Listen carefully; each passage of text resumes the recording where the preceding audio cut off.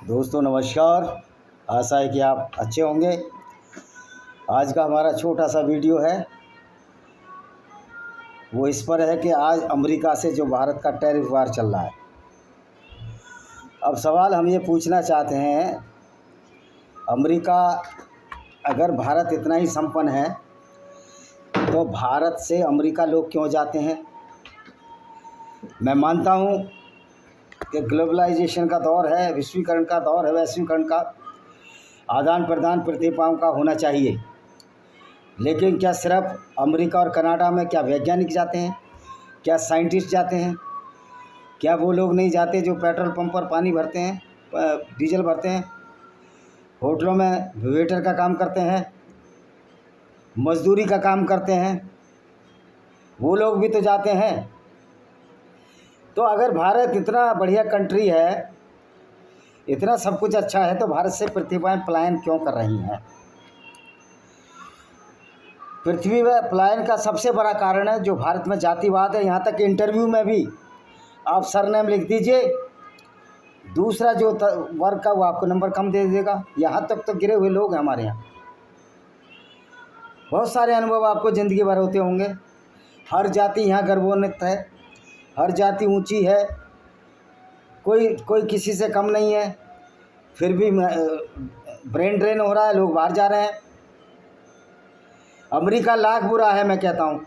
अगर अमेरिका अच्छा अगर बुरा है तो जो वीज़ा अमेरिका सरकार देती है, भारत जो पासपोर्ट देते हैं, तो भारत रोकता क्यों नहीं अमेरिका बाहर जाने से इंडियंस को? सच्चाई तो ये है कि जिनको भारत में अच्छे मौके नहीं मिल पाते वो अमेरिका में मौके तलाश लेते हैं, जहाँ कम पढ़े लिखे लोग भी अपनी रोजी रोटी बना लेते हैं। लेकिन भारत में तो जहाँ टिकट जाति के नाम पर बढ़ते हों, जहाँ टिकट पैसे के नाम पर बचते हों, जहाँ सरकारी आदमियों की अधिकारियों की नियुक्ति जाति के आधार पर की जाती, मैं नियुक्ति का मतलब अपॉइंटमेंट से भी है और नियुक्ति का मतलब ये है कि अपने फ़ायदे के लिए की जाती हो। दो फेज, एक अपॉइंटमेंट, अब जो रिजर्वेशन कैटेगरी हो तो आपको देना ही पड़ेगा। बाकी जहाँ पौआ चलता हो, भाई भतीजावाद चलता हो,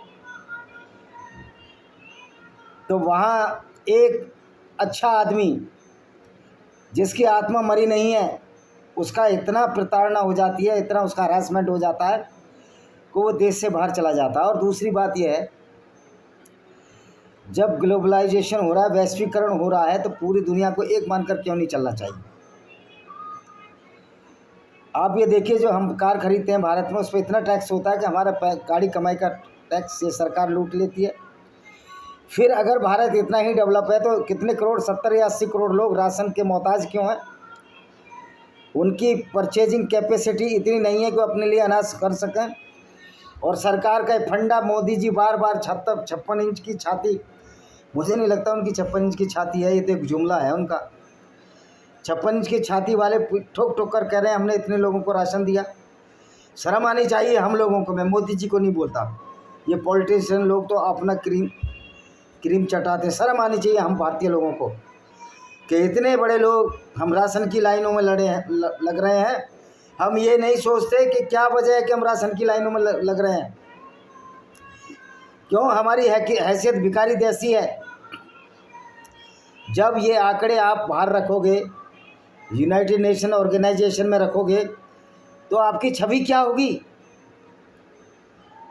अभी कुछ जो देखिए, ना मैं अनभक्त हूँ, ना चमचा हूँ, ना कांग्रेस, ना बीजेपी, ना मैं हर्षवर्धन त्रिपाठी हूँ, ना मैं रवीश कुमार हूँ। मैं हूँ विजय कुमार पाल, एक लेखक, और ये मेरी किताब है। ना मुझे यूट्यूब से पैसे कमाने हैं, ना मुझे सरकार से कोई पद और उसकी लालचा है, क्योंकि जो मैंने नौकरी की अपने मेहनत से की है, बिना सिफारिश पद लिया। तो ये मेरी किताब है पैरानोइया ऑफ कल्ट्स, इसको ज़रूर पढ़ लीजिए। फिर ये दूसरी किताब है ब्लेंडर ऑफ ब्लेस्फेमी भाई विजय कुमार पाल, इसको पढ़ लीजिए। इसमें किस तरह ब्लेस्फेमी के नाम पर इस्लामिक गुंडागर्दी की जा रही है पाकिस्तान में, और बहुत सारी किताब हैं। तो मुद्दा ये है कि अगर टैरिफ वार पर अमेरिका अपना दाव खेल रहा है, तो तुम भी उतना ही टैरिफ लगा दो, उनकी चीज़ें इंपोर्ट ना करो। तुम्हारी क्या मजबूरी है जो तुम लोग कहते हैं कि इम्पोर्ट तो उसको बहुत ज़्यादा ज़रूरत है अमेरिका को इम्पोर्ट करने की, तो तुम मत दो ना उसको चीज़ें। सच तो यह है कि जिस दिन अमेरिका भारत के जो लोग जो अमेरिका में काम कर रहे हैं अच्छी अच्छी पोस्टों पर गूगल पिचाई के अगर एक दिन बाहर निकाल देगा इनको, तो सारा सिराजा बिखर जाएगा भारत का। जो भारत के लोग जो विदेशी अप्रवासी NRI हैं जो आपको पैसा कमा रहे हैं, उससे देश को कुछ सहारा लग रहा है। और कौन सा ऐसा नेता नहीं है जिसके बच्चे अमेरिका में नहीं है। छत्तीसगढ़ के एक नेता को मैं जानता हूँ, उसकी पत्नी सांसद है, वो खुद सदन में विपक्ष का नेता है, उसका लड़का अमेरिका में काम करता है। कितनों के लड़के ये जो बीजेपी और भाजपा और कांग्रेस के लोग हैं, आम आदमी पार्टी के लोग हैं, इनके बच्चे विदेशों में काम करते हैं या खाली पॉलिटिक्स खेल रहे हैं, टैरिफ खेल रहे हैं। तो आप इन लोगों की सच्चाई को समझिए, इनकी हकीकत को समझिए। जब हमारे देश के प्रधानमंत्री बोलते हैं मैं तो कोई डिवाइन पावर हूँ, यानी कि वो व्यक्ति अपने माता पिता से पैदा ही नहीं। आदरणीय नरेंद्र नाथ दामोदर दास मोदी जी अपने माता पिता से पैदा ही नहीं है। भाई मैंने तो मास्टर डिग्री MSc किया है, मैंने तो लाइफ साइंस जूलॉजी में। तो भाई वो अपने माता पिता से पैदा ही क्यों नहीं है? क्योंकि हम तो मैमल्स हैं, माता पिता का होना ज़रूरी है। हम ये भी नहीं है कि बाइसेक्सुअल हैं, दोनों सेक्स हमारे पास हों कैंची हुए की तरह। तो ये डिवाइन पावर कैसी है जो बिना वैज्ञानिक प्रूफ के मोदी जी को पैदा कर दिया? ये हमें सोचने का विषय है। कभी मोदी जी कहते हैं कि मैंने गणेश जी की सूंड लग गई, हाथी की सूंड, और मनुष्य के शरीर में फिट हो गई। मनुष्य का तंत्रिका तंत्र और हाथी के तंत्रिका तंत्र में बहुत सारा फ़र्क होता है, जबकि दोनों मैमल हैं, लेकिन किस में कितनी तंत्रिकाएं हैं, किस में कितनी मांसपेशियां हैं, ये हर व्यक्ति में क्रोमोसोम्स का भी फ़र्क है हाथी और हमारे में। तो मुन्ना भाई भी MBBS की तरह ये बातें करते हैं, लेकिन कुछ अंध भगत, मैं कह रहा हूँ, मैं चमचा भी नहीं हूँ कांग्रेस का, क्योंकि कांग्रेस तो वाहिद पार्टी है जो इस्लामिक गुंडागर्दी मानने वालों को अपने सिर पर बैठाती है, चाहे राष्ट्रीय जनता दल हो। मेरा तो एक ही सिद्धांत है, कहत कबीर सुनो भाई साधो, बात कहूँ मैं खरी खरी, और कि दुनिया 1 नंबरी तो ये नेता 10 नंबरी। तो दोस्तों अमेरिका से जो टैरिफ वार खेल रहे हैं, मैं पूछना चाहता हूँ, आप विदेशी अमेरिका जाते क्यों? मत जाओ। सच्चाई तो ये है कि तुम्हारा काम चलना अमेरिका का चल सकता है तुम्हारे बिना, ना भारत का अमेरिका के बिना चल सकता है। आपका एक क्रोनेकिन इंजन तक तो आप बना नहीं सके, उसको भी आप अमेरिकन कंपनी से खरीदते हो। बोइंग कंपनी बनाती है, लॉकहीड जो भी बनाती है। तो आप अमेरिका को गाली दे के कोस रहे हो, और आपके बच्चे अमेरिका में रह रहे हैं, वहाँ अच्छे अच्छे जॉब कर रहे हैं, वहाँ कई तो सेटलमेंट हो गए अमेरिका में।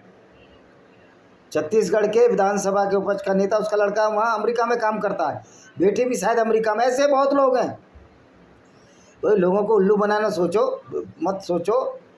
भारत अगर विकसित देश होता तो अमेरिका से भारत लोग क्यों जाते?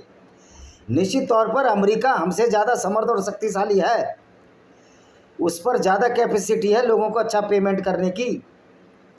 उनके तो गरीबों को भी पेंशन मिलती है, और यहाँ $2,500 की पेंशन के लिए लाइन लगी रहती है। वो तो $1,000 पेंशन देते हैं, जो कि 88,000 रुपया होता है हमारा। तो तुम कम से कम 10,000 ही पेंशन दे दो गरीबों को। वो तुमसे हो नहीं रहा है, लोगों को बेवकूफ़ बना रहे हो।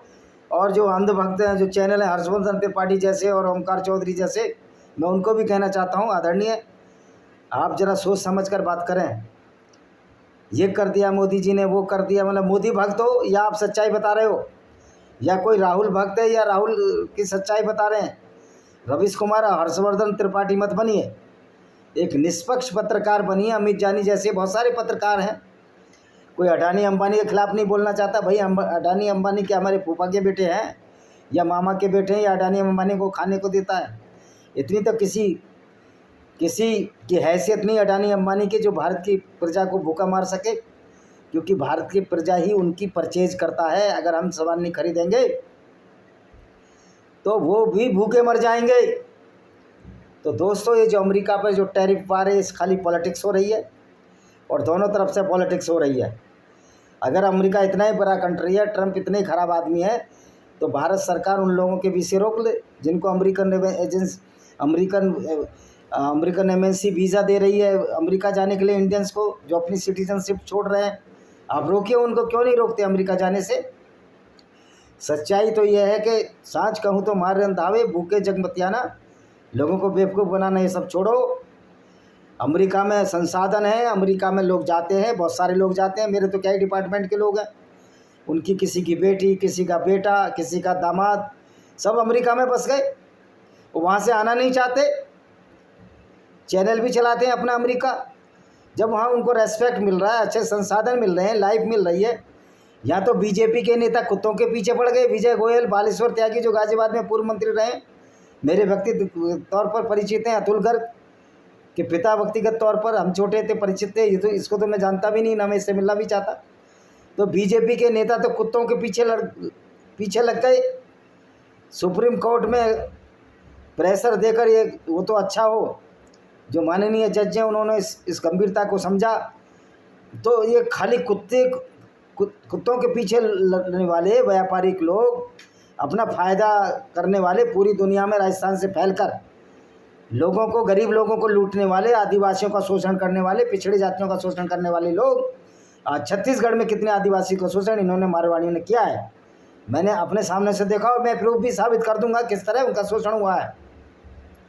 तो मुद्दों से ध्यान बटाने के लिए अमेरिका की बात कर रहे हैं, और हमारे प्रधानमंत्री गर्व से कहते हैं कि हमने इतने लोगों को राशन दे रहे हैं। ये बड़े शर्म का विषय है बीजेपी और कांग्रेस दोनों के लिए कि 70 साल के बाद भी जहां एक भिखारी घर का, गरीब घर का लालू प्रसाद यादव चारा खाकर अरबपति करोड़पति होता है, और वो बेशर्मी से उसका लड़का चुनाव लड़ रहा है, दोनों लड़के चुनाव लड़ रहे हैं, और जनता उनको जुटाने में जुटी है। होता क्या है कि सारे एक जैसे हैं, चोर चोर मौसरे भाई नूरा कुश्ती खेल रहे हैं और लोगों को बेवकूफ़ बना रहे हैं। तो ये हमारा फ़र्ज बनता है कि जो अमेरिका का जो टैरिफ खेल खेला जा रहा है, ये लोगों को बेवकूफ़ बनाने की चाल है। और अभी जीएसटी घटाई, मोदी को पता नहीं था, मतलब इतने दिनों से जीएसटी घटाई, इसका मतलब जीएसटी आपने गलत लगाई थी, आपने लोगों का खून चूसा। अब जीएसटी में सुधार कर रहे हैं, यानी कि सुधार की गुंजाइश कब होती है? जब आप गलत होते हैं, जब आप गलतियां करते हैं। आप गलतियां करते जा रहे हैं। मैं कहता हूं, अगर कृषि कानून अच्छे थे आपने वापस क्यों लिए? कहीं ना कहीं तो लोचा था, प्रेशर तो आप किसी का मानते नहीं हो, ये सब दिखावा है। आपको सिर्फ ये वोट लोचा था कि हरियाणा में चुनाव जीतना, हरियाणा में 22% जाट हैं, हालांकि उन्होंने तुमको फिर भी वोट नहीं दिया। और यही काम आप बिहार और यूपी में कर रहे हो, एक एक जाति को टारगेट करते हो, बाकी जातियों को उनके खिलाफ कर देते हो और चुनाव जीत जाते हो। और अरे भाई, अगर आप हिंदुओं का फेवर करते हो तो तुम में कौन सा ऐसा नेता, आरएसएस का जो मोहन भागवत है, वो खुद इस्लाम की अच्छाई बताता रहता है, जबकि इस्लाम में ऐसी कोई अच्छाई नहीं है। तो ये आरएसएस वाले हों, बीजेपी वाले, सारे पाखंडी हैं। और बालेश्वर त्यागी जी को तो मैंने अपने कानों से खुद सुना था कि जब अनूप चौधरी लोकदल चलता था गाजियाबाद में, हम पढ़ते थे, अनूप चौधरी ने कहा कि मंदिर का प्रबंधन, जाटों का मंदिर, हमें लेना चाहिए। तो बालेश्वर त्यागी ने खुद कहा था कि बाबा, जाटों को बाबा बनाओगे, मंदिर में बैठाओगे। तो कितने घोर जातिवादी लोग हैं ये, कितनी ब्राह्मणवादी ये बीजेपी के लोग हैं, ये हमको समझना चाहिए। मेरा ब्राह्मणों से कोई विरोध नहीं है, क्योंकि ऐसे ऐसे भी ब्राह्मण हैं जो सब जातियों को समावेश करने की बात करते हैं। मेरा ब्राह्मणवादी व्यवस्था से विरोध है, और ये मैं करता रहूँगा। और मेरे को क्या पड़ी है, कोई मैं सनातन धर्मी रहूँ, मैं नास्तिक भी बन सकता हूँ। बाकी कोई कहेगा मैं बौद्ध बन जाऊँगा, ईसाई बन जाऊँगा, यहूदी बन जाऊँगा, ये सब मूर्खता भरी बातें हैं। सारे के सारे धर्म मेड आदमी द्वारा बनाए गए हैं, और उनमें कहीं भी सच्चाई दूर दूर तक नहीं है। आध्यात्मिक पहलू का मतलब ये नहीं होता कि हम झूठ को पचाते चले जाएं, ये हमारे खून में नहीं है। सच्चाई वो है जो साइंस बोलती है, जो विज्ञान बोलता है, और जो भारत का संविधान ये बोलता है कि आप किसी को कत्ल मत करो, ये भारत का संविधान बोलता है। लेकिन इस्लाम बोलता है कि आप गैर मुस्लिम काफिरों को कत्ल करो, तो यहाँ ये गलत ठहरता है। संविधान बोलता है कि सारे बराबर हैं, किसी जाति का भेद नहीं, लेकिन कुछ तथाकथित लोग कहते हैं ये ऊँची जाति, वो नीची जाति, तो वो भी अपराधी हैं, वो भी क्रिमिनल है। लेकिन संविधान तो इस बात को नहीं मानता। तो दोस्तों, आपको ये चीज़ें समझ में आ गई हों। इसी के साथ हम इस वीडियो को विराम देते हैं, क्योंकि दूसरा वीडियो भी हमको बनाना है। वंदे मातरम, जय हिंद, आपका दिन शुभ हो।